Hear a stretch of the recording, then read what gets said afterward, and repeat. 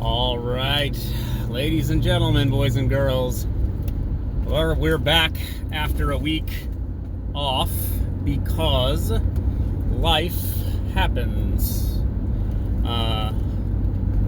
Nothing too bad on my end.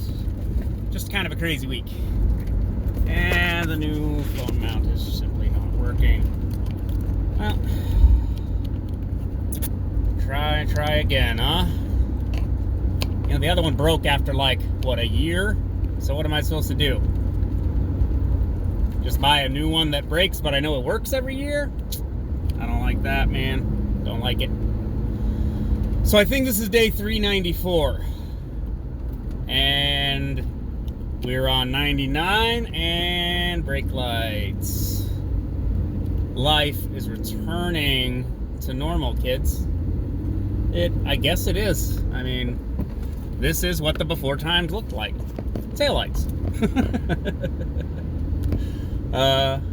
45-minute commutes, hour-long commutes, super long commutes, bumper to bumper traffic, basically all the way to your destination. Now, I will reiterate that this is in fact a good thing, despite how much it might be a huge inconvenience to your humble narrator.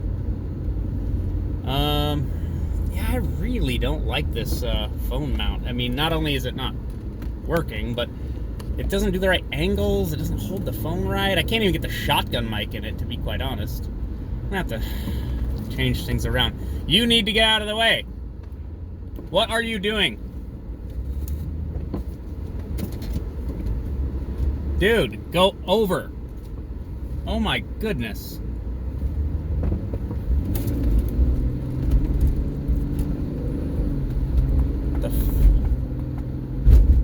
Just insane. Did you see that? That's just insanity. You're just going 5 miles an hour on the highway. Okay, look. Okay. Life is returning to normal. However, it's not as bad as all that. That was just some idiot driving 5 miles an hour because his car was smoking like a chimney. I can still smell it. All right. So what's going on? What's going down? Enough about Kyle bitching about traffic. We've got fake news alert. Fake news alert, boys and girls. All the time. It's really something. It's just perpetual fake news. And there's some kind of strategy to it all. Like, at the end of the day, there's some kind of manipulation going on. So let's do the two stories. Let's do the 60 Minutes Ron DeSantis story. I'll try to articulate that as briefly as I can. So Ron DeSantis is the governor of Florida. Governors manage their pandemic response in each individual state, as they're wont to do under a sort of federalist system, etc. DeSantis allowed the grocery store chain called Publix, that's Publix with an X, to distribute vaccine. The fake news story that is, I mean, it's apparently fake news, is that he took money from Publix, and that's why he allowed them to be a distributor of the vaccine publicly, but then, CVS and Walmart or whatever were able to distribute the vaccine as well. But they were distributing it to the seniors, and then Publix was distributing it to everybody else, so they would get more money, I guess, because they're distributing it to more people. It's something like that. But apparently, Publix gave money to both political candidates, both a Republican and a Democrat running for governor, and the amount was negligible. It was a couple of $100,000 to his campaign, not to him, right? So I think the whole thing is basically fake news. It's, oh my God, look at how he handled this thing and look at the corruption, etc., etc.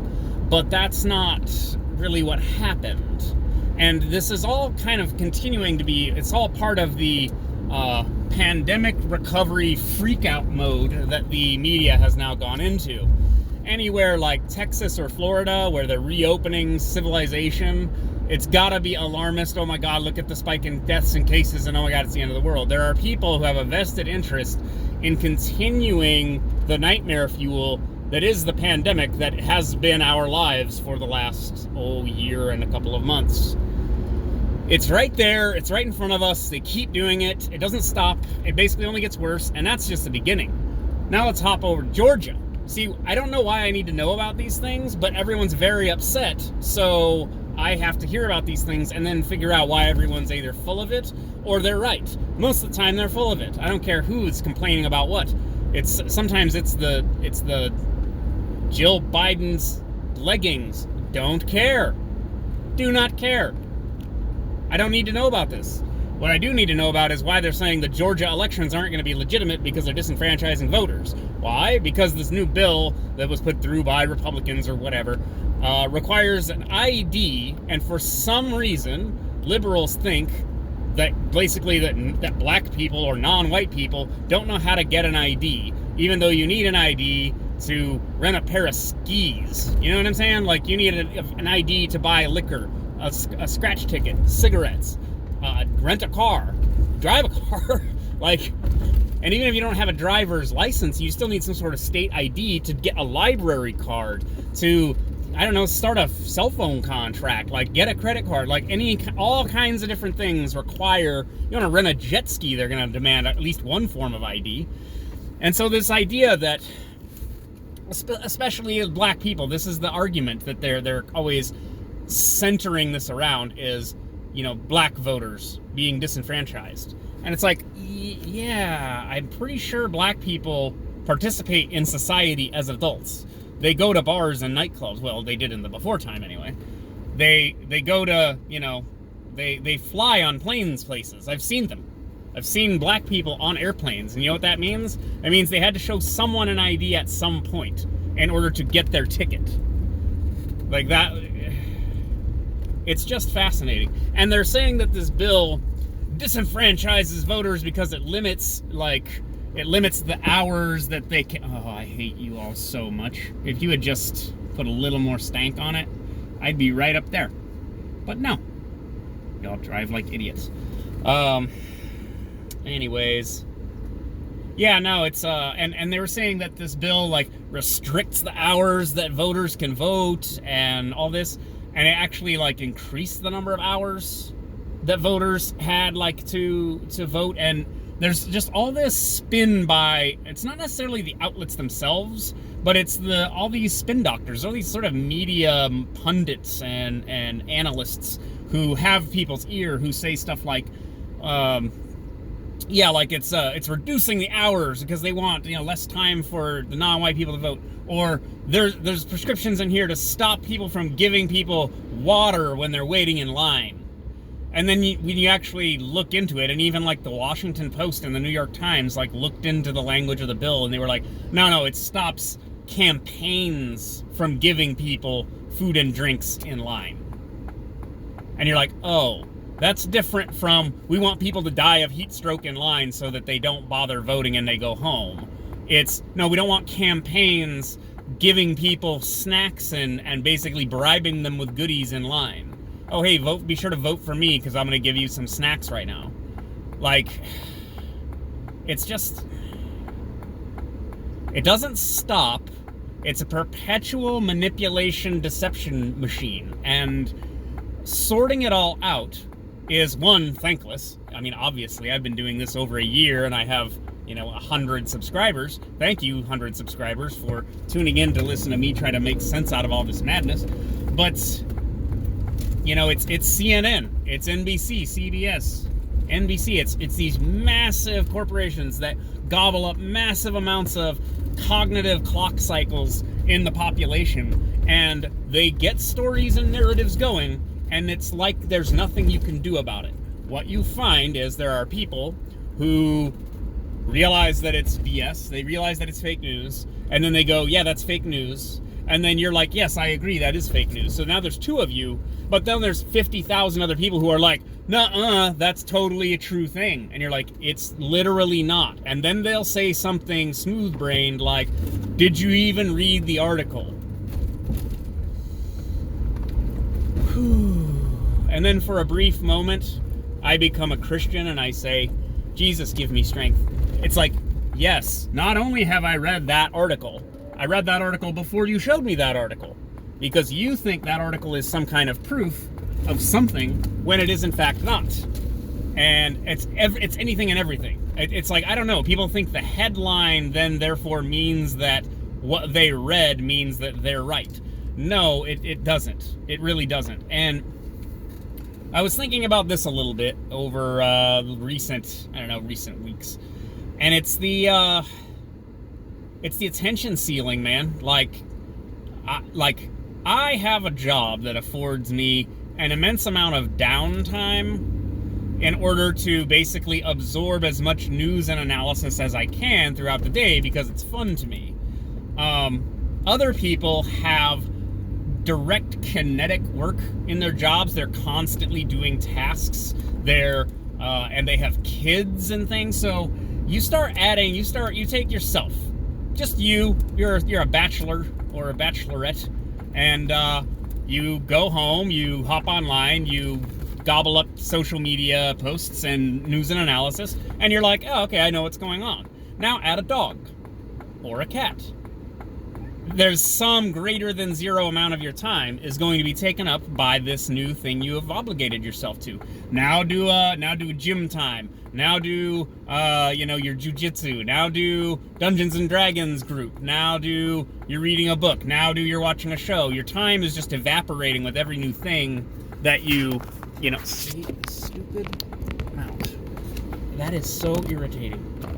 Because I don't have a replacement one on the way, so it's just gonna be this, I guess, for like the week.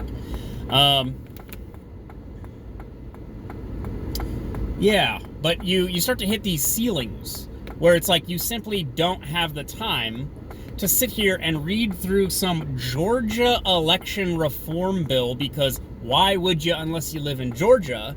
Except for the fact that there are people screaming at a national level about how this is voter disenfranchisement and it's racism and all this stuff. And then you look into it and you're like, oh, this is really just like nothing. Like, this is really like, they're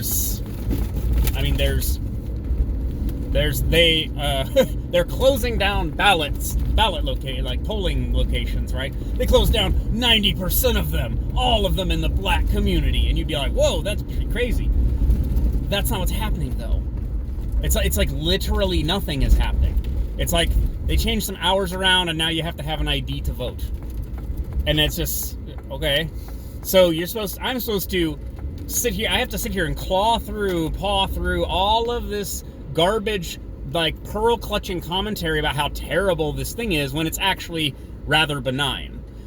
And I will go back to this incessantly because, meanwhile, no one's talking about our nuclear stockpile, of which we will be responsible for in perpetuity forever, until we fire them or dismantle all of them.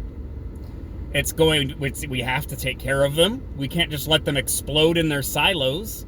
They have to be maintained, repaired, maybe upgraded. We just started upgrading like the triggers on all of them and made them not analog, which may or may not be a good idea, and the more I think about it.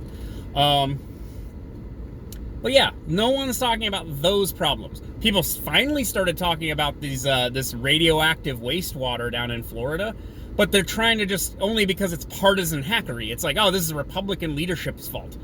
I don't care whose fault it is. I just want there to not be a tidal wave of radioactive waste pouring over an entire state. That seems like it would be a bad thing. So let's fix that, and then we'll get back to whose fault it is. Because I don't really care. I care about the problem. So that's where we're at. It's all political partisanship. It's all whose fault is it? Who can we blame it on? It's not actually working to solve problems. And the Democrats and progressives, it's the same thing with you guys. You guys go, we're going to give you free health care and cancel all college debt and free candy and no homework. And everybody's like, yay! And then you don't get it. And then you're like, oh, gee, how did we not get the thing that's just impossible to actually just give everybody? The thing that's impossible to just give everybody was impossible to give everybody. And that's why it's insane to claim to be able to offer these things. But you fell for it because, I don't know, you're dumb? I mean, you're naive, you're not aware of what politicians do and what they like what the game is. I don't know, guys. It's not looking good for democracy when it seems like a whole bunch of dummies can just get duped over and over again. And that's the same. If you're an anti-Trump person, then Trump is the same thing. You think he's an idiot and all his supporters are idiots. Well, this is what you get. You get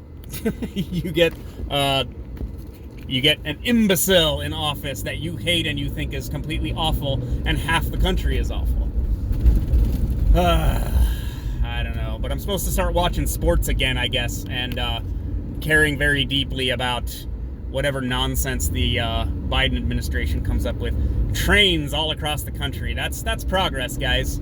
We're getting super high technology from the mid-1800s. That's the future of America. Trains. Yeah, you heard it here first. All right, that's enough from me for one day. I'll talk to you guys later. Bye.